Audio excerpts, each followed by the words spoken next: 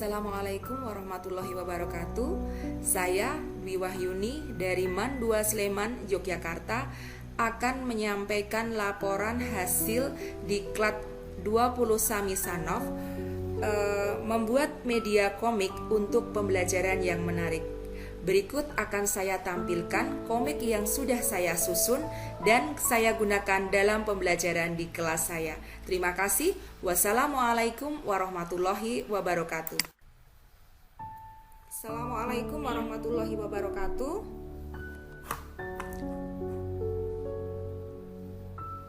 Ibu ulang. Assalamualaikum warahmatullahi wabarakatuh. Wabarakatuh. Ya, silakan yo, videonya coba dinyalakan dulu.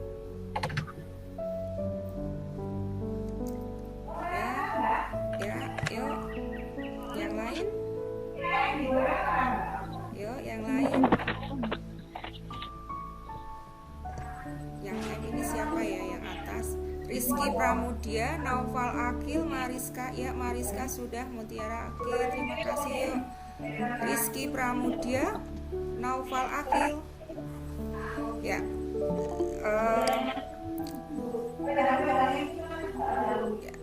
Bisa di mute ya.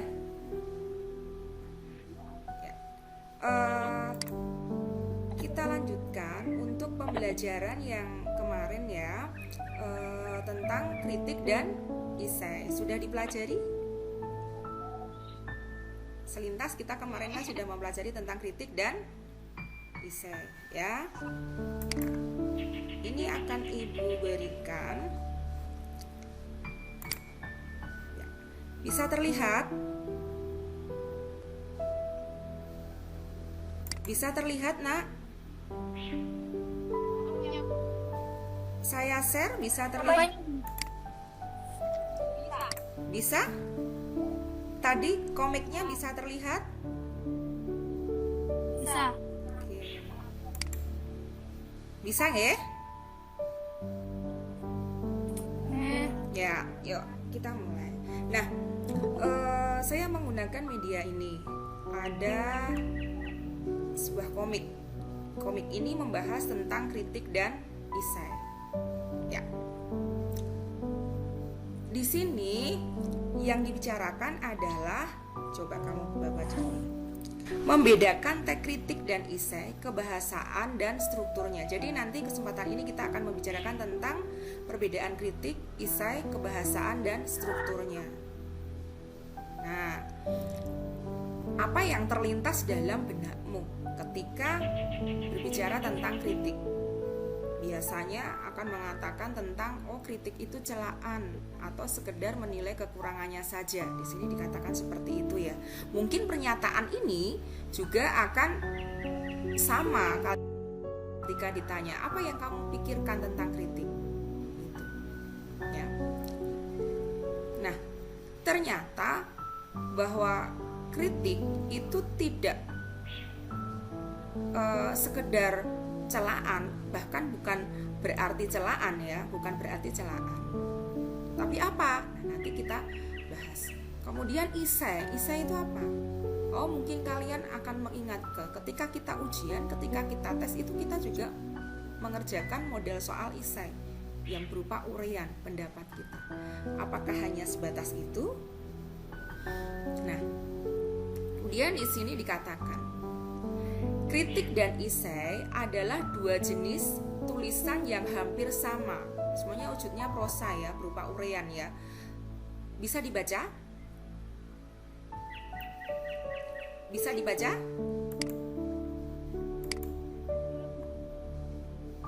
Nah, di sini. Keduanya, ya betul, keduanya mengungkapkan pendapat atau argumen. Jadi di dalam kritik dan esai semuanya mengungkapkan pendapat dan argumen. Nah, terus kita beda. Kalau kritik merupakan penilaian terhadap suatu karya secara seimbang, baik kelemahan maupun kelebihannya. Ini yang harus kamu pahami benar, bahwa kritik tadi di awal Ibu sudah menyampaikan bahwa kritik itu bukanlah celaan, tapi memang ada unsur penilaian, hanya saja penilaiannya harus seimbang, baik kelemahan maupun kelebihannya. Konotasi celaan itu mengungkapkan segi negatifnya saja, tidak ada positifnya, itu ya.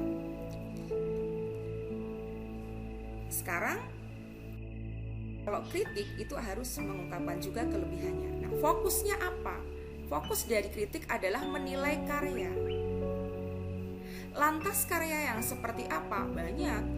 Karya itu kan ada karya seni, ya, ada seni sastra, ya. Karya seni baik karya sastra, musik.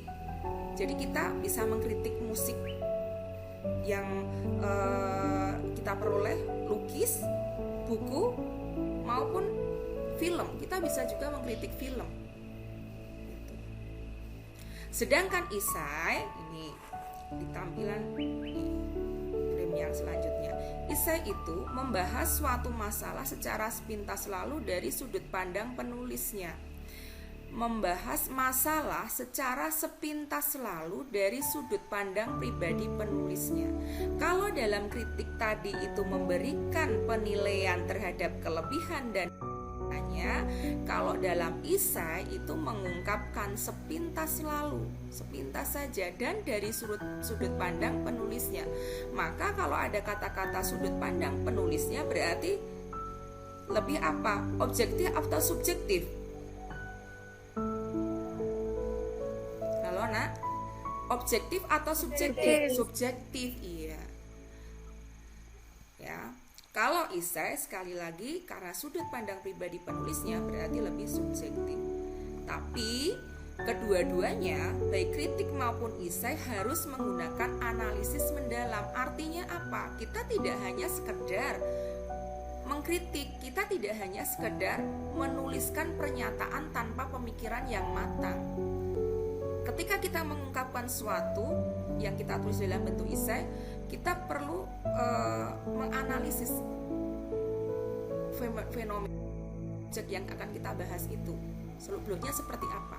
Nah, di sini kalau fokus tadi kembali ke kritik, kalau fokus kritik itu pada menilai karya, kalau fokusnya esai adalah objek atau fenomena. Itu ya. Bisa dipahami? Bisa ya. Perbedaannya itu di sini yang kritik itu sekali lagi menilai kelebihan dan kelemahannya. Kalau dalam esai adalah mengungkapkan pendapat secara sepintas lalu dari sudut pandang penulisnya. Wujudnya kalau kritik itu objeknya adalah karya, ya, baik sastra, musik, lukis. Kalau esai itu fenomena, peristiwa, misalnya seperti itu. Lantas apa yang menjadi unsur keduanya? Nah, di dalam esai tadi Ibu sebutkan bahwa fenomena secara subjektif. Subjektif apa? Dari sudut pandang pengarangnya, penulisnya. Kemudian dia tidak menyajikan sinopsis karena misalnya yang diambil itu objeknya fenomena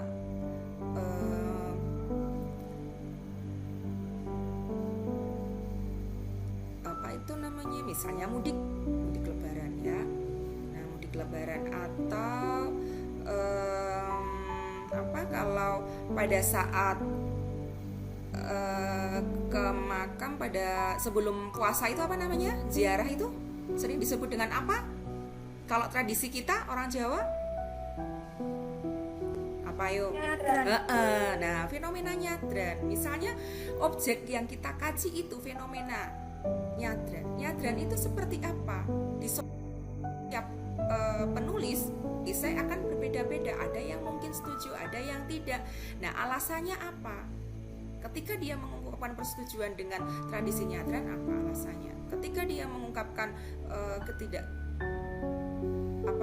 ketidakcocokan dengan tradisi itu, alasannya pun juga disajikan. Maka di situ karena objeknya nyadran tidak ada sinopsisnya.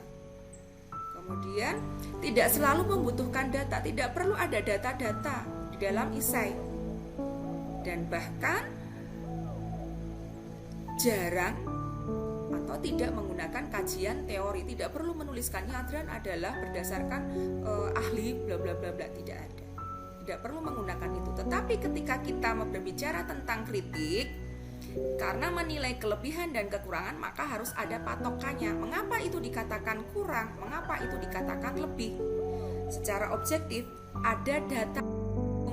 Misalnya kamu menemukan sebuah kritik ya, kritik terhadap karya novel, misalnya ayat-ayat cinta. Kamu misalnya menyatakan alurnya sulit untuk dipahami, misal seperti itu. Nah, ketika menyebutkan alurnya sulit dipahami, itu kan menunjukkan kekurangan. Datanya yang mana? Harus jelas, ya, harus kuat. Kemudian disajikan sinopsisnya dan ada teorinya.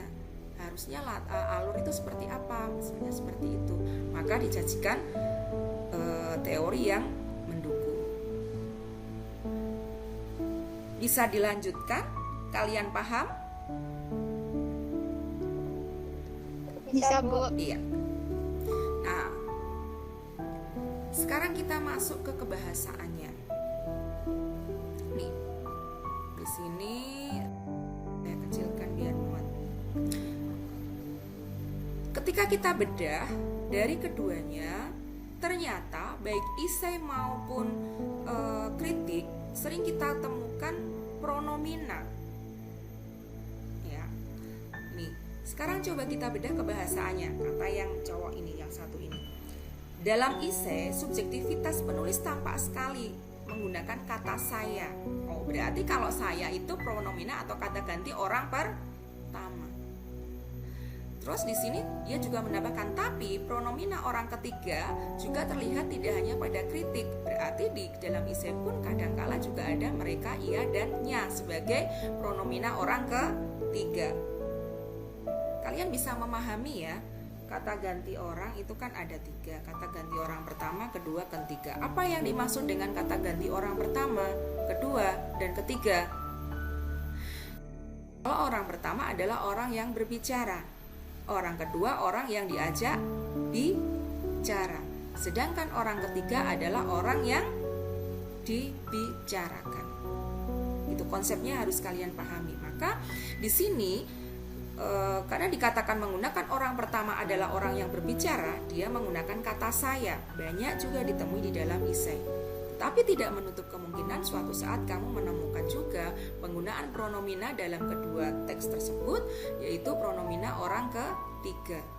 Orang ketiga adalah orang yang dibicarakan, maka menggunakan kata gantinya mereka, ia, dan nya. Ya. Satu sudah ditemukan kebahasaannya adalah pronomina atau kata ganti orang. Yang kedua, di sini kita baca.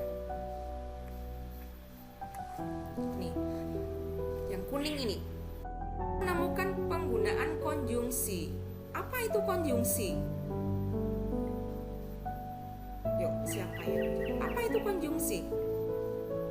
Kata penghubung. Iya, kata penghubung bisa menghubungkan antar kata, antar frase, klausa, kalimat, bahkan antar paragraf di dalam sebuah wacana. Nah, kita fokuskan di sini. Dia mengatakan, iya ada konjungsi koordinatif dan subkoordinatif. Istilah ini harus sudah kalian pahami. Konjungsi koordinatif adalah kata penghubung yang digunakan dalam kondisi setara, koordinatif setara. Sedangkan subordinatif adalah bertingkat. Contohnya apa? Ini ada konjungsi dan, atau, ketika, karena, untuk. Ya, coba Ibu contohkan satu. Ini konjungsi koordinatif. Misalnya ada kalimat, Ibu pergi ke pasar. Satu kalimat. Kalimat kedua, ayah pergi ke kantor. Ibu gabungkan antara dua kalimat tersebut dengan menggunakan konjungsi dan. Konjungsi dan itu sebagai konjungsi koordinatif. Nah, seperti apa bentuknya jadinya? Kalimat tadi, Ibu pergi ke pasar dan ayah pergi ke kantor. Kedudukan antara klausa Kalau tadi kalimat setelah digabungkan menjadi klausa, ada klausa 1 dan klausa 2 dihubungkan dengan dan. Kedudukannya adalah sejajar atau setara. Beda ketika saat ibu menggunakan ini konjungsi yang ketika dalam menggabungkan dua kalimat yang sudah ibu sebutkan tadi. Ibu pergi ke ketika ayah pergi ke kantor. Hubungan di dalamnya menjadi subordinatif dengan perluasan pada keterangan. Contohnya seperti itu. Cara membedakannya bagaimana? Mungkin kalian bingung. Oh, kalau koordinatif ternyata yang tadi kalimatnya ibu pergi ke pasar dan ayah pergi ke kantor tidak dapat diubah menjadi dan ayah pergi ke kantor, ibu pergi ke pasar, tidak berterima. Bandingkan dengan ibu pergi ke pasar ketika ayah pergi ke kantor. Kita balik menjadi ketika ayah pergi ke kantor, ibu pergi ke pasar. Jelas yang diterima yang kedua, yaitu yang subordinatif menggunakan kata ketika. Bisa kan dipahami? Bisa dipahami kan? Iya, lanjut. Kalau ada pertanyaan silakan diajukan ya. Nah, jadi contohnya seperti itu. Ternyata di dalam kedua teks tadi sering kita temukan penggunaan konjungsi. Konjungsi adalah kata penghubung. Dipahami lagi konjungsi koordinatif dan konjungsi subordinatif. Ya. Nih, terus frame yang selanjutnya. Satu lagi, aku menemukan menggunakan kata kerja mental. Wah, apa itu kata kerja mental? Terus dia menjawab, ada yang menjawab di sini. Kata kerja mental adalah kata kerja yang mengekspresikan sebuah reaksi atau respon seseorang terhadap suatu tindakan, kondisi, atau pengalaman. Misalnya di sini ya, tindakan, kondisi, atau pengalaman. Contohnya memahami, memikirkan, menghayati. Aktivitasnya kan tidak terlihat, tetapi di situ sebenarnya dia bekerja. Coba ketika kamu memikirkan, menghayati, memahami, kamu perlu proses tidak? Iya, itu menunjukkan kerja. Ini juga lelah. Misalnya kamu mempelajari pelajaran, begitu sulitnya, kamu merasa lelah atau tidak? Iya, ya toh? Kamu belajar dari pukul 7 sampai 12 saja, disuruh mikir, terus mengerjakan soal, terus misalnya seperti itu kan lelah. Kamu sudah berusaha memahami materinya, memikirkan cara memecahkan persoalannya, ternyata lelah juga di akhir pelajaran. Berarti di situ menunjukkan suatu proses kerja. Tidak hanya seperti kerja misalnya lihat, menggoreng terlihat, misalnya memukul jelas terlihat. Kalau yang memukul, menggoreng, menulis itu kata kerja apa? Material. Tapi kalau yang disebut kata kerja mental adalah ini, dilihat di sini. Kata kerja mental adalah kata kerja yang mengekspresikan sebuah reaksi atau respon seseorang terhadap suatu tindakan. Paham ya? Ya, Bu. Sudah 3. Kita bertahap. 1 tadi apa? Ayo, dicatat tidak? Yang 1 tadi apa? Ganti orang. Kata ganti orang ini atau disebut dengan pronomina. Yang kedua adalah Konjungsi. Konjungsi itu apa? Tersambung. Kata penghubung. Yang ketiga adalah Kata kerja. mental. Iya, pintar. Kata kerja mental. Sudah kita temukan 3 ya, Nak ya. Ya. Sekarang ini, coba ini bisa dibaca yang biru ini. Salah satu, ayo.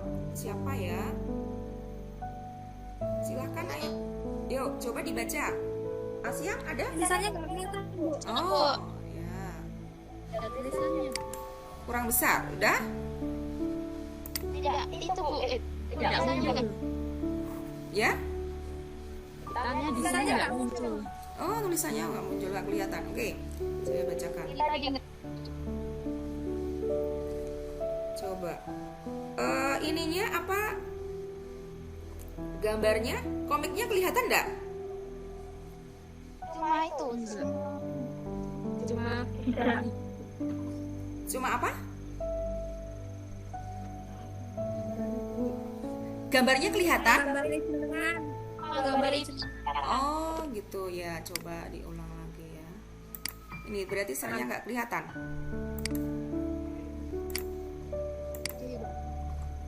Bisa nggak?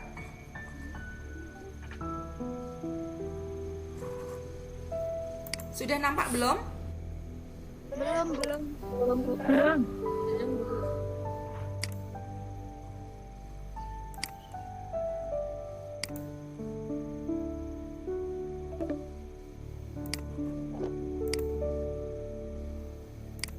Oke, saya ulang.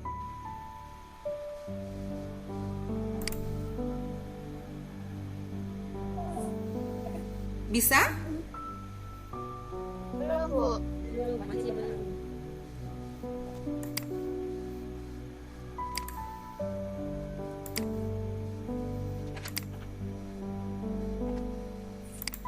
Kok nggak mau ya?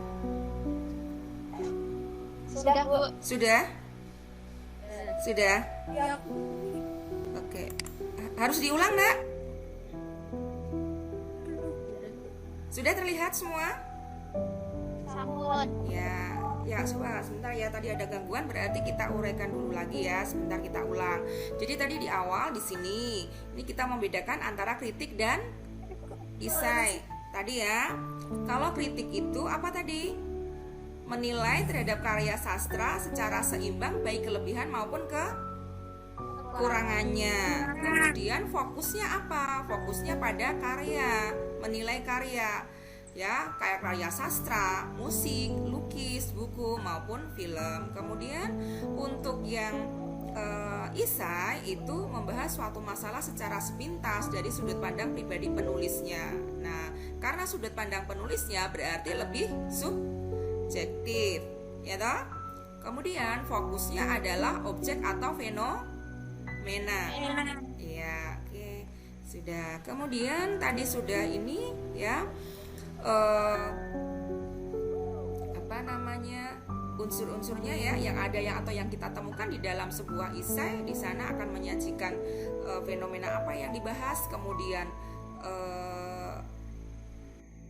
kapan pernyataannya itu, walaupun tidak ada sinopsis dan kadang tidak perlu juga disajikan sebuah data. Tetapi kalau kritik ya jelas ada data, ada teori. Kemudian kebahasaannya, tadi kita temukan bahwa di sini kebahasaannya adalah kita temukan satu apa tadi? Pronomina. Kedua konjungsi. Ketiga kata kerja mental. Ya, nanti kalau gambar komiknya tidak terlihat, sampaikan ya. Ya, ini terlihat kan? Nah, terus selanjutnya di sini terlihat nggak ini? Terlihat. Iya, apa ini? Coba yang biru ini. Ada nomina, Ah, dasar dan turunan. Iya, nomina dasar dan turunan. Itu apa? Nomina ini adalah kata benda. Nomina kata benda. Di sini dibedakan. Ternyata ada dua yang dibahas. Apa saja itu? Oh, nomina dasar adalah nomina yang belum mendapatkan imbuhan. Ya, dia tidak mendapatkan imbuhan. Kemudian nomina turunan adalah nomina yang sudah mendapat imbuhan. Ya, jadi baik di dalam isai maupun kritik seringkali kita temukan penggunaan nomina, baik itu nomina dasar maupun nomina turunan. Itu ya, sudah ada 4. Lanjut. Atau mungkin 4 ini ada pertanyaan yang ingin kalian sampaikan? Belum, ya. Nih, biru ini bisa dibaca. Verba pasif adalah kata kerja yang berawalan di. Iya. Jadi verba pasif dalam teks keduanya seringkali juga ditemukan adalah penggunaan verba baik pasif maupun aktif. Ya. Pasif mungkin itu pasif aktif sudah dipelajari dari SD. Pasif itu yang menggunakan di antaranya yang sering dihafal seperti itu. Kemudian kalau aktif itu menggunakan banyak dijumpai seperti ini ya. Ya, ini satu lagi sering juga ditemukan kata serapan dan istilah. Nah, nih apa itu? Oh, kalau kata serapan itu berarti kata-kata dari bahasa asing, ya toh? Nah, nanti dipelajari juga bagaimana cara menulis kata serapan di dalam teks. Ya, istilah itu kata-kata yang digunakan dalam bidang tertentu. Gitu. Misalnya di dalam bidang sastra ya nanti kosakata di dalam sastra itu disebut dengan istilah. Ya. Jadi ada berapa? Yuk kita runut lagi, diulang-ulang terus hingga kamu paham. 1. Pronomina. 2. Konjungsi. 3. Kerja mental. Kata kerja mental. 3. 4 nomina. Nomina. Terus ada lagi apa? Serapan dan istilah. Iya, serapan, kata serapan istilah. Terus verba pasif dan aktif. Itu ya. Nah, sekarang kalau kebahasaannya sudah, pengertiannya sudah, perbedaan antara keduanya sudah kita pelajari, kebahasaannya kalian juga. Nih, lanjut. Lantas apa sistematikanya?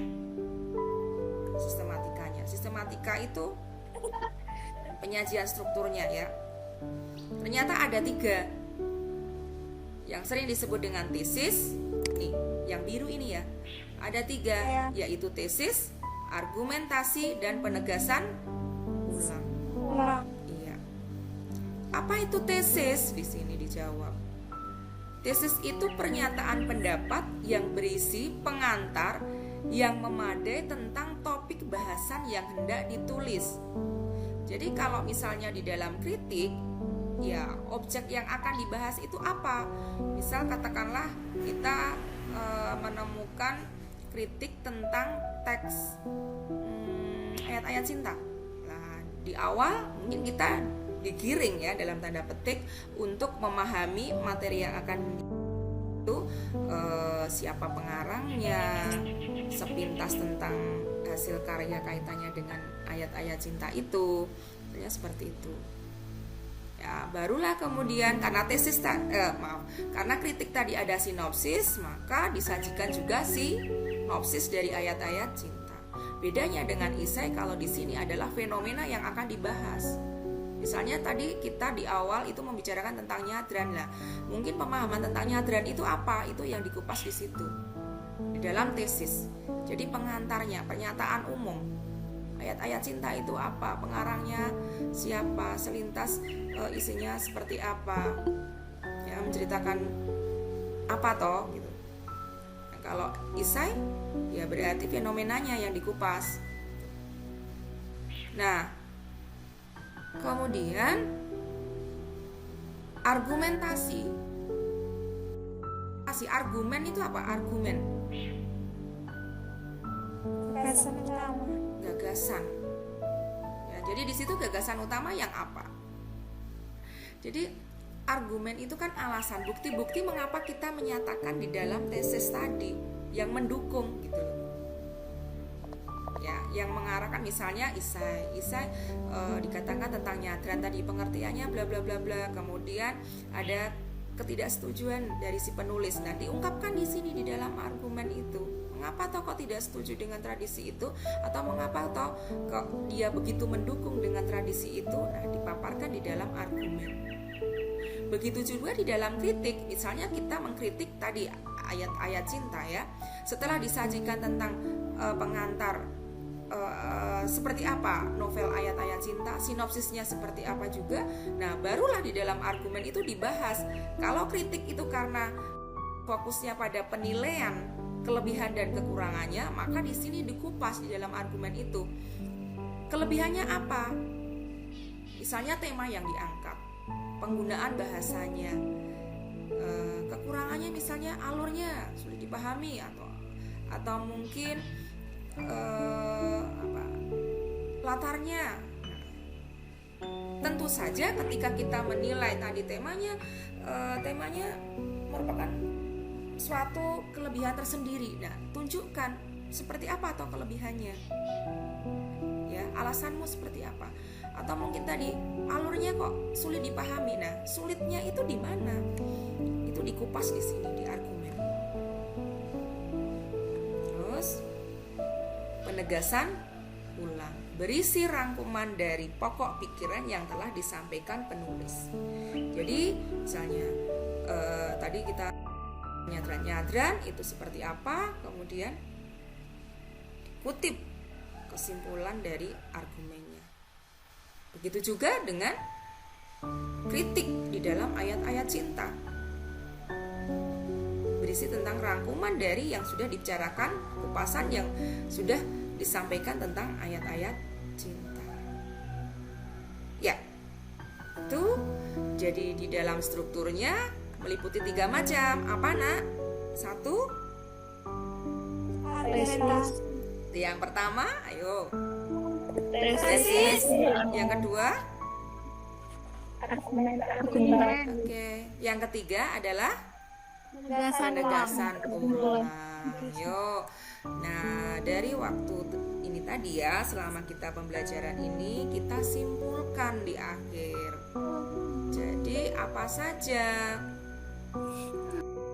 kebahasaannya, apa saja. Terakhir kita tinggal menyimpulkan bahwa di dalam kritik dan esai sering kita temukan ada pronomina, verba aktif pasif, verba kata kerja mental, ya, verba mental, kemudian konjungsi, kata serapan dan istilah, nomina, turunan dan dasar, ya toh? Ya. Kemudian yang kedua tadi materinya tentang sistematika, yaitu ada tesis, argumen dan penegasan ulang. Alhamdulillah, sebentar, sepintas kita sudah bisa mempelajari tentang apa itu kritik dan esai. Semangat selalu. Adakah pertanyaan? Yuk, adakah pertanyaan? Belum bisa menjawab kritik esainya, Bu, kalau pas mengerjakan pertanyaan soal itu. Ya, biasanya ketika kita bertemu dengan soal-soal yang ini ya, misalnya pilihan ganda di paragraf di atas, yang pada paragraf di atas atau pada paragraf kritik di atas yang menyatakan kelebihan dan kekurangan, gampang. Atau paragraf di atas yang menyatakan kritik adalah, nah, misalnya seperti itu. Nanti kamu pilih jawaban yang di sana mengungkapkan tentang kelebihan dan kekurangannya, menyoroti bagian kelebihan dan kekurangannya. Misalnya, alurnya mudah dipahami, gitu, ya. Bahasa yang digunakan banyak menggunakan kosakata bahasa Jawa, tetapi pembaca diberi kemudahan karena penulis memberikan arti, misalnya dari kata-kata bahasa Jawa tadi, bahasa daerah tadi, misalnya seperti itu. Jadi kalau kritik itu langsung di penilaiannya akan ada pernyataan-pernyataan yang menunjukkan kelebihan dan kekurangan, itu kritik. Ya, bisa. Kalau esai, nah biasanya dalam soal itu akan dicampurkan dengan pilihan yang menyatakan esai. Kalau esai itu kan tadi sudut pandang dari penulisnya. Maka misalnya begini, karya novel atau judul novel ayat-ayat cinta digunakan penulis sebagai bla bla bla bla. Misalnya untuk menggambarkan kondisi masyarakat sekarang yang seperti apa. Di situ ada pernyataan yang langsung menyoroti bahwa karya tersebut adalah subjektivitas dari pengarangnya, penulisnya. Bisa dipahami tidak, Nak? Ya. Saya ulang ya. Kalau kamu bertemu dengan soal, di sana kamu diminta untuk menentukan mana antara pernyataan yang berupa kritik dan yang isai. Nah, kalau kritik itu kalimat di situ, pernyataan di situ mengandung hal yang menunjukkan kelebihan dan kekurangan dari karya. Tetapi kalau isai itu cenderung pengungkapannya menggunakan atau ada indikasi bahwa karya tersebut sebagai sudut pandang dari penulisnya, pengarangnya. Ada pernyataan seperti itu. Bisa ditangkap, bisa diterima? Bisa, Bu. Iya, oke. Berlatih saja ya. Kita tinggal berlatih saja kalau tidak ada pertanyaan. Ya. Ibu cukupkan dulu untuk materinya. Kita nanti latihan kembali ke e-learning ya dan wax. Ya, bisa disambung di sana. Terima kasih atas perhatiannya. Ibu tutup. Assalamualaikum warahmatullahi wabarakatuh. Waalaikumsalam. Assalamualaikum warahmatullahi wabarakatuh. Ya.